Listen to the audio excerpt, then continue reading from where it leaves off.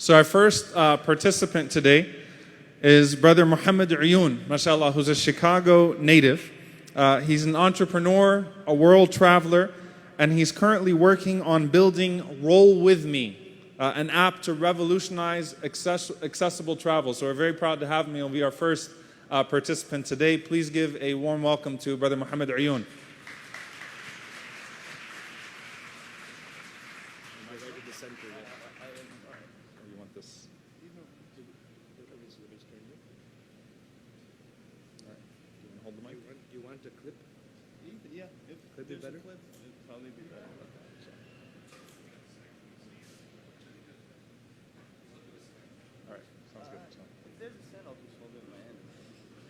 I'll bring it, alhamdulillah. Jazakallah khair. Thank you. Awesome.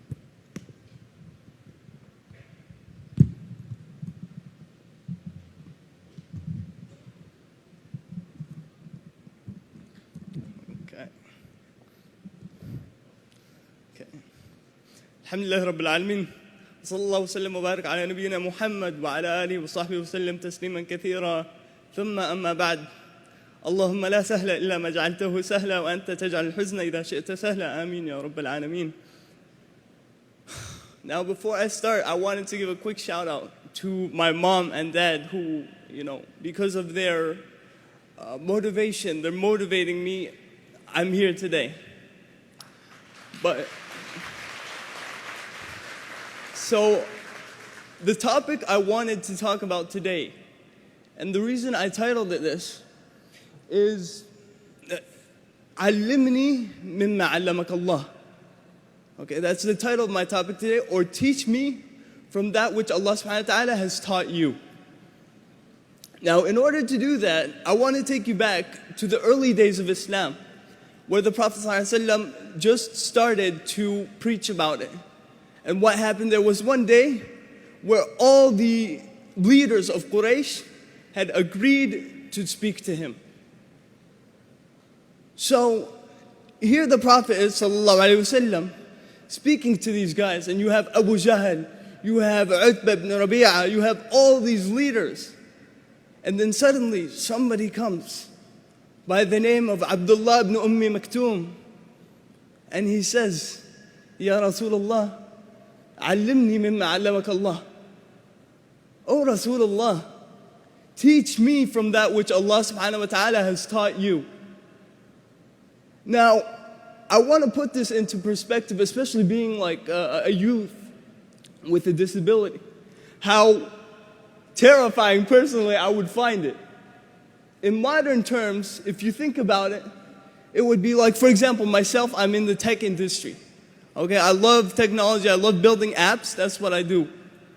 Now imagine if, Mark Zuckerberg was having a talk, a conference with the founder of Amazon, the founder of Airbnb, all these founders, and I come in and ask a question about business. That to me is terrifying. So the first lesson, and I'm going to highlight two lessons we can learn from this story, because we all know the story of Abdullah ibn Maktoum, but I want to focus on a different aspect. The first thing I want to talk about is the fact that he had confidence.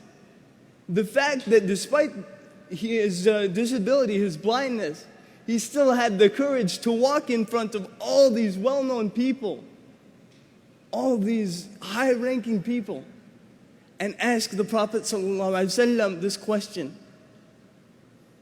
Despite his disability, and I'm sure even at that time they had a negative view of people with disabilities. Mind you, it wasn't like it was any better back then, just because the Prophet ﷺ was around.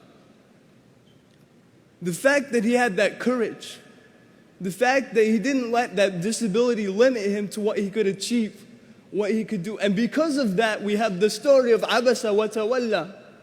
Because of that, he was known as the mu'adhin of the Prophet ﷺ, second to Bilal. So you can see, this guy has achieved legendary status, forever immortalized in the Quran, because of his courage, because of what he didn't allow himself to fall into. And the second thing was that, he was optimistic. That he didn't look at his disability and say, you know what? I have this disability, I'm stuck with it, this is what I can do. No, he pushed his limits. If you look in the books of tafsir and the biographies, he's described as somebody, رَجُلٌ حَرِيص عَلَى طَلَبِ الْعِلْمِ, that he was determined to seek knowledge. He said, you know what, this is what I'm good at. I have a strong voice, I'm able to seek knowledge, so you know what, this is going to be my legacy, this is what I'm going to do. And we can especially look at it in another aspect. As American Muslims, right now we're dealing with difficult times. We're dealing with difficult situations. But we should never, ever let those difficult situations push us back. Force us to conform to what people like. Force us to conform to what pleases people. And now when it comes to me specifically, like I said, I love technology.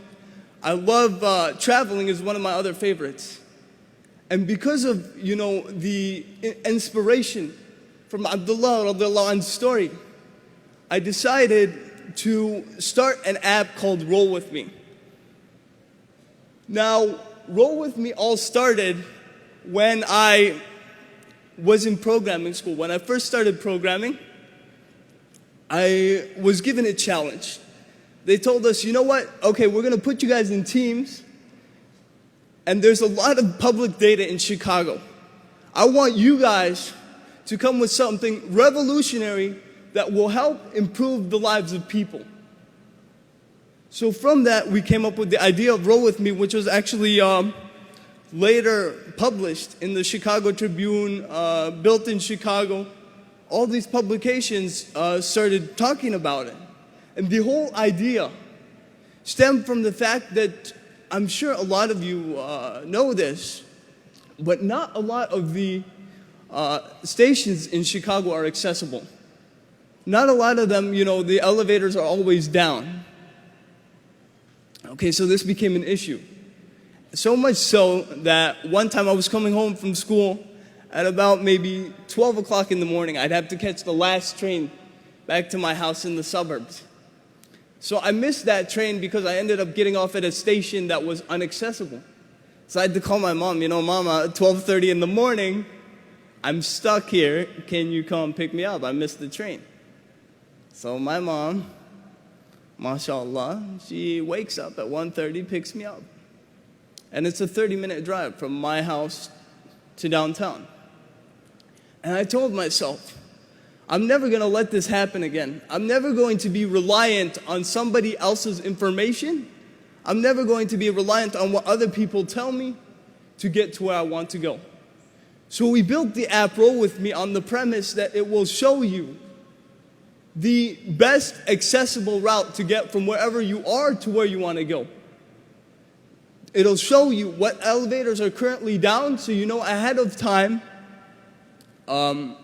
the changes you need to make. It'll show you that this place has stairs so that you don't have to go there, find out there's stairs, and make your way back. It'll show you all this information ahead of time. And on top of that, I think one of the most fantastic experiences I've had. Any Real Madrid fans here, by the way? Anybody? Yeah, so I spent one winter, I went to Madrid, okay? And I'm a huge Madrid fan. So obviously I went to go visit the stadium. And we ended up going to the ticket counter to do like the stadium tour and whatnot. So they told me, okay, you can go in for free, but all you get to see is the trophy room. I'm like, man, I want to see the locker room. I want to go on the pitch, you know? Like, what? Trophies are great and all, but I want to go on the pitch. So I kind of threw this like little fit, okay, in front of the ticket counter. And what eventually happened, I ended up taking a tour of the trophy room.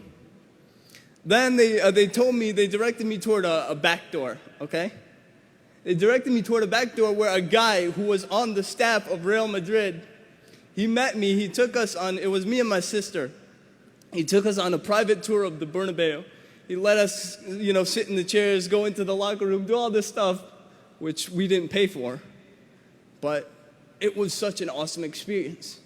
And I only would have known that because I had gone there, I had experienced it. Now, I'm sure I'm not the only one that wants to do something like that. I'm sure there are so many other people who are in wheelchairs who have harder times traveling, but they're too afraid to take that chance. What if I go out there and it's not accessible? So that's the whole goal, that's the whole concept of Roll With Me. To be able to put all this data into one app so that it's easy at your fingertips. I call it accessibility simplified. Because right now, I was just talking to them, every single time I want to travel, I have to spend a long time just planning out my route, making sure it's accessible. If it's not accessible, I have to reroute. So by the time you're done, you're exhausted. But I'm hoping that with time, this app and my project and all the stuff that we're doing becomes as a source of inspiration to others, to inspire them to do others, just like the story of Abdullah had inspired me to do this. And I guess I'll end with one last thing as a source of encouragement for all of us, where a couple of years ago, I was in Dallas, Texas, to study Arabic for the Bayina program. And my apartment was on the other side of the highway. So each day, I would go on the overpass of the highway, just wheeling back and forth from my apartment to the campus. And that to me was normal. That to me, if I didn't do it, I couldn't get on with my life. So, whatever I was doing just because it was part of my life. But I had been there doing that for, I don't know, maybe a couple weeks or so. Then I was coming back into the apartment complex. Some guy pulled up in his car, a red car, beaten up car. It was him and his girlfriend. I didn't know the guy, he didn't know me. But he told me, I've been seeing you, I've been watching you for the past couple days. I've been watching you. I just wanted to let you know that you inspire me to get up for work every single morning. Watching you go on that overpass, pushing all those miles, pushing all that distance, inspires me to get up in the morning. I'm thinking in my head, yes, inspiring people to do good things. I'm going to Jannah. No, but the whole point is I wasn't doing anything extraordinary. I was going on with my life. I was doing my thing. But through doing my thing, through showing that perseverance, through showing that hard work, I was able to inspire somebody. Just like all of us have the potential and the ability to inspire others to do good things. أقول قولي هذا وأستغفر الله لي ولكم ولسائر المسلمين فاستغفروا إنه هو الغفور الرحيم.